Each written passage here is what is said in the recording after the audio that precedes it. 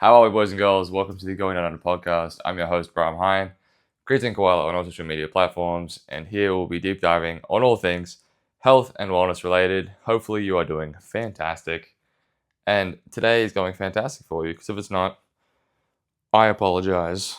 It's probably my fault. It's not. It's not my fault. Well, if it is, then I'm sorry. Actually, I don't think it is. But look, I hope it gets better either way. I hope you're doing fantastic. I'm doing great. Thank you for asking. Everything's going swimmingly. Hello. Everything's going great. Episode 25 of the pod hit a quarter century. It's older than I am, contrary to popular belief. Because everyone thinks I'm 85 years old. But nonetheless, we move, and I'm not upset about it. But today's episode is about plant and meat proteins. What are the differences between the two? What's good about either? What's bad about either? Which one should you choose? Find out next time on Survivor. No, I'm going to preface it by saying, no matter what, it depends on your values and your restrictions to do with your dietary restrictions, to do with money, to do with whatever. That's the ultimate thing that it depends on. It depends on what you can afford. Obviously, get what you can afford in terms of protein sources. I'm just going to give you the facts about both of them, why each one of them are good, why each one can be utilized in different scenarios, in different recipes, whatever. And then you do with that what you will, what you will. If you get that reference, you're a goat. And if you don't, you should watch my YouTube. Or I should watch less. Probably that one. I do watch a lot. Because I like it. It takes my mind off of things. It slows my brain down. But today, so I'm just going to go over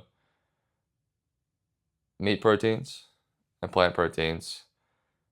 Which one I think is better, in quotations, and why I think they're good in either scenario, and why they might have some downfalls as well on each side. So I'm going to start off with my favorite and my king of all protein sources, and that is animal meat. Because, pause, sorry, it's crazy. Animal meat, in my opinion, is the king of protein because of many factors, but the main factor being that it is a complete protein source. Now, you may have heard the terms complete versus incomplete, but all that's saying is that that source of protein has all 9 essential amino acids that the human body needs. So the 9 essential amino acids, I'm not going to list them because A, I don't remember them all, and B, you don't need to know all this spiel stuff. But the essential amino acids are the amino acids that the body doesn't produce naturally itself, so it needs it from other sources. So complete proteins are a necessity for humans to build and maintain muscle mass and to enable protein synthesis in the most efficient and best way it possibly can. Because without it, that's where a lot of issues can arise and some neurodegenerative diseases, especially muscular diseases, can arise if you don't have enough complete proteins in a diet. And most meat proteins have complete sources. I think every single meat protein, except for maybe I was going to say tofu, that's plant, sorry. I think some forms of fish aren't complete. I can't say that for a fact, but I know all red, all chicken, all lamb, all that kind of stuff, all red and white meats are complete proteins. So you can have all of them and know that you're getting all of the exact protein, like the best quality protein from the sources that you can. Like whey protein is a milk and beef isolate, so that's why it's the highest form of complete protein, which then leads into the reason as to why I think meat is also king, is that it has a very, very high bioavailability. Not as high as like eggs or something like that, but nearly all meats have very high bioavailability. And all that means is that your body is able to absorb the most protein from it. Like everything that you eat, you're not fully absorbing. You can't absorb 100% of everything, but the higher the bioavailability of a certain source of protein, the more out of it you're actually going to get. So meats have some of the highest bioavailability in the world of all sources of protein. So that enables you to get all of the complete proteins that you can and the most of it within one source. That's the most bang for your buck in terms of protein. And that's fantastic if you're trying to build muscle, trying to maintain stuff. And again, that's why complete sources are better as well, because you're able to get all of the absorbed protein in the best way possible because it's the best form. It's the most complete, right? We'll go over that a bit later as well. We'll want to talk about plants as well. But moving on, beef and chicken and turkey, especially heavily fish, they're all very rich in micronutrients. I think you hear people talk about micronutrients a lot, but you get that from fruits and vegetables heavily, right? But you do get them from like things like red meat are very, very nutrient dense. Chicken is still pretty nutrient dense. Fish is very, very nutrient dense. Anything red, anything colorful is most likely going to be nutrient dense, right? That's why fruits and vegetables are pretty nutrient dense. But the main nutrients you're going to get from meats are going to be iron, B12, zinc, and I think something that not a lot of people talk about, creatine. You get creatine from animals. Animals have these phosphate stores. Animals need that to be able to produce anaerobic activity and force and all that jazz. So they have ATP in them. So they need creatine. So we get the animal, we eat the animal, we get the creatine that was in that muscle. So I think it's like a pound of red meat is like, is it 5 grams? I think I'm pretty sure it's 5 grams of creatine. So that's your daily dose of creatine in a day. And if you take that on top of your regular dose, you're getting more creatine, which isn't necessarily a bad thing unless you're hitting about 25 to 30 grams of creatine in a day. You know what I mean? Like, so, and most people don't eat a pound of meat or a pound of red meat in a day, unless you're me, because I do. But regardless of the fact, getting that's the most important nutrient to me, in my opinion, creatine. Nutrient, I guess, supplement, whatever you want to call it. But a lot of people are iron deficient. A lot of people are zinc deficient. So implementing more meats and that kind of stuff into their diets will 100% help with that. They're heavy sources of these minerals and vitamins, and most people are deficient in that. Most people are deficient in nearly every vitamin. That's a different story. That's a different episode we're going to talk about. But if you just eat enough meats, you'll get a sufficient amount of these vitamins in a day.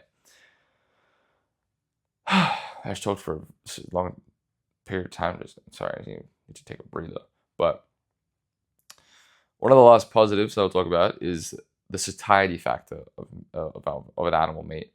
So animal meats, again, are very, very protein dense per serving, and they're also usually like they don't usually have any carbohydrates. So there's protein and fats. Depending on the cut of meat that you get, it's protein and fat.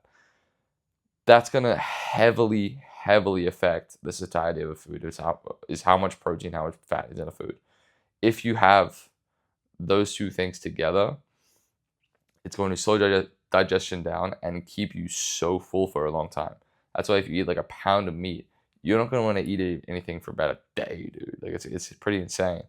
So the satiety factor of animal proteins is one of the main reasons as to why people on carnivore lose a lot of weight, because you can't eat a lot of meats in a day. Like you can't eat more than a pound and a half, 2 pounds of meat, and that's roughly 200 grams of protein. It's probably under 2,000 calories. Like it's not that many calories for the amount of protein and the amount of nutrients, the amount of fat you're getting. So it's so full of these things. It's going to make you full. It's going to make you satiated for extended periods of time. And that's one of the main differences from plants, as we'll get into later as well. But it also kind of leads into things to consider about meat is that they are very cut dependent. And by cut dependent, I mean the percentage of how much protein it is to how much fat it is. So if you get a cut of beef that is 93.7, so it's going to be 93% lean, 7% fatty, that's probably the golden ratio for, or in my opinion at least, for getting enough macronutrients from it and not just cutting out all the fat, because you need the fats from it because A, they help it taste good, they help it taste palatable. B, that's where a lot of the nutrients are. And C, the leaner it is, the more expensive it is, because it takes more processing. It makes it more of a desired item. The less fattier it is. That's just how society is nowadays. So things that are like 80-20 are going to be cheaper, but they're going to be pretty heavily calorically dense, and a lot fattier. It's going to be a lot more of a 1-to-1 fat to protein ratio, which, look, if that's what you can afford, get that. I would recommend that. But if you can stay clear of that, it's because it is very nutrient dense, don't get me wrong, but it is very, very calorically dense as well, which can lead to other issues. Another thing to consider is, look, well, you can believe in whatever you want. If you want to be a vegetarian because you feel better off of it, yeah. But like, environment wise, I don't really like, because like the meat's already there, it's already killed. Like, you don't want it to go to waste. You don't want that animal's life to go to waste. You may as well eat it. You know what I mean? That might sound a bit wrong, but look, am I wrong? Like, it's already dead. It's already in the store. You're not saving the animal's life by not eating that piece of meat. Like, it's already dead. Think about that. So that's animal meats, right? Now moving on to plant meats. So I have there are a lot of things that are not so great about plant meats, but there are also a lot of very good things about plant meats, right? I'm gonna start off with the comparisons first, because I just want to, like, I said a lot of good things about animal meats, and I want to say why I said them. So plant proteins, I don't think there is a single plant protein that is complete. You can fact check me on that. I'm that 99% certain on that fact. I didn't search it up. Probably should have. I did. But they aren't complete. So they don't contain every essential amino acid that your body needs. They contain probably, I think it's 5 to 8. I think that's the actual range. So they don't contain everyone. They're usually missing at least a few, and then some are only missing like one. I think edamame is only missing leucine, I'm pretty sure. But this like, it's not inherently an issue, because you can resolve this by combining two sources. Like, getting, like, an example is having rice and a black bean or a pinto bean, something like that.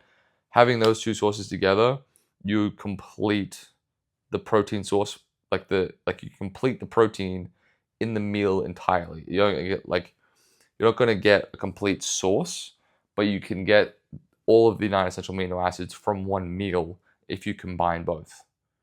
So it's not necessarily an issue. It just, you have to be careful, and you have to know what you're doing within plant proteins to be able to combine them to get the complete sources in a day, right? Compared to meats and compared to other forms of protein, they are less bioavailable. Are they the least? No. So you do have to eat technically more protein to absorb more of it. I'm saying that begrudgingly, because ultimately, like, your total protein in a day is what matters. But if there have been studies that have shown that, compared, if you eat 200 grams of plant protein and 200 grams of an animal-based protein, there is differences in protein synthesis throughout the entire day. especially pre and post workout. That is a huge thing. Like if you have eggs or animal-based proteins, whey protein post workout compared to if you have plant plant-based protein post workout, there is a difference in muscle protein synthesis and muscle like anabolic responses. You will have less. Is that inherently a bad thing if your goal is to not optimize muscle mass? No. Like if you're trying to optimize muscle mass, then yes, it is a problem. But if you aren't, then that's not really something you have to worry about. Sorry, my eye has something in it. But yeah, like it's just not as ideal. Also, plant proteins aren't as dense in protein compared to meats. Like they're usually more dense in carbohydrates and other things compared to protein. Like sources like black beans usually have in a one serving, it's usually like 22 grams of 22 grams of carbs, a few grams of fat, and like 10 grams of protein for like 120 calories, however it kind of equates to. And that's not necessarily an issue. It's not necessarily a bad thing, but they're just compared to animal proteins, you aren't getting as much bang for your buck per serving or per meal, right? So I've kind of just pooped on plant proteins, but plant proteins are also very, very dense in other things that are very good for you. Like they're very, very dense in fiber, which is something that most people lack and is very, very good for you. Very, very good for the gut. Very, very good for balancing out all the systems in the body and like especially your bowel movements. And it's something that people don't consider when they're trying to lose weight or something like that. Is fiber is very, very important because it keeps you full and it keeps everything going smoothly. If you don't have it, you're gonna feel constipated, you're gonna get bloated, all that kind of stuff. If you're having fiber in a day, it's very, very good to get it from plant sources because plant sources have the most bioavailable form of fiber, which is, I'm forgetting the name, I'm sorry. Shout out Sills, because follow Sills because he knows that stuff better than I do. But they're very, very good. They're full of fiber, they're full of phytonutrients. So phytonutrients are just nutrients that come from plant sources. Like I was talking about before, things that are colorful are usually nutrient dense, and that's usually because of the phytonutrients in them. So plants and plant proteins are very phytonutrient dense, and those things are helpful. Oh, sorry, table for building the immune system, building immune responses, building things like anti-inflammatory stuff, which is immune responses, and also helping with cardiovascular health. So like plants and beans and legumes and stuff like that are very heart healthy things to eat. So eating more of these things will help you lower inflammation and help you improve your cardiovascular health by just improving the nutrient density of the bloodstream, if that kind of makes sense. And they also have antioxidants in them. You guys know what antioxidants are. I'll explain it. So antioxidants are just things that help you combat diseases, combat any viral infections or anything like that, and help keep the body healthy, help keep the systems going. That's all they are. I need to breathe when I talk. Jesus Christ. And they kind of round it off. Plants are also usually cheaper. I think beans and legumes are the cheapest per serving amount of protein. Like it's like for 100 gram serving of protein, like beans and things, if you wanted to get 100 grams of protein from them, are the cheapest. Now you're gonna get a lot of other calories from that, but they are usually very, very cheap. And also the way that I like to use them and the way that I feel like a lot of people like to use them is they're very versatile and they're very variable. Like you can get a lot of different plant proteins and they taste pretty good. And you can also put them together or with meat protein, with animal protein to just kind of pack your meal with protein and obviously fiber and all that kind of stuff. And they add a lot of variety. Like, I mean, the example that I always think of is Chipotle. Like if I go to Chipotle, I want to get some beans in there along with my double chicken and my cheese. To get more protein, more fiber, and they're good. Like, dude, the bean sprouts probably with chicken with the rice, and you kind of just mix it together, and the guac, and the mwah, you know what I'm saying? It's fantastic. So they add a lot of versatility to meals, and they also provide you with a lot of variety. You don't have to have animal meats all the time. You also don't have to have plant proteins all the time to get your protein in. You can switch it up, have more one day, less one day. And if you aren't trying to feel as ethically bad, I guess, you don't want to eat as much meat protein, you can have more plant protein and stuff like that. But ultimately, it depends on what your goals are. It depends on what your values are. Because obviously, there's religious values. You can't, like, some religions can't eat meat. Some religions can't eat certain types of meat. So keeping that into consideration as well. But if you want the most bang for your buck protein source, I would say animal meats are on top of the pyramid in terms of that. And then plant proteins are a little bit on the way down, but that doesn't mean that they aren't usable. They are an option. It's kind of like when choosing exercises. In terms of the chest, you want to bench. You want to bench as much as you can, but also adding in variety, like with chest flies and that kind of stuff, is good because it provides a variety. It provides a change in terms of stimulus for your body. And 3, it is just different. Like, you are feeling it in a different way, feeling the muscle group in a different way, which allows you to better understand your body and how you feel. It's the same thing. Plants and meats, same thing. Well, they aren't the same thing, sorry, but it's the same thing as the exercise. I would say the majority of the time you should be aiming for meats and animal proteins for your protein sources, but getting them from plants is not a bad thing. Would I recommend a fully plant-based diet? No. Do people do that for ethical reasons and also for anti-inflammatory reasons? Yes. Do I disagree with that? No. Am I asking myself too many questions? Yes. Am I going to continue to do that? Yes. But diets like the Mediterranean diet, which are lower in animal proteins and higher in plant proteins, and also higher in other anti-inflammatory things, they are some of the healthiest diets in the world. But are they the most performance enhancing? That's not the word. I don't know. PED diets, God. No, but and they also the tastiest. You could argue. I don't know.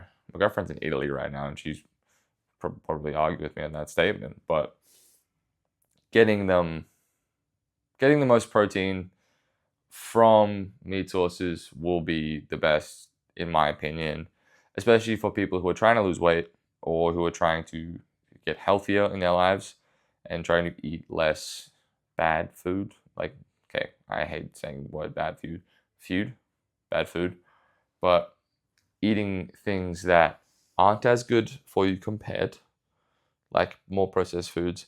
I have personally found, and I have seen people in my life, when they eat more meat proteins, they are less likely to overindulge on other things.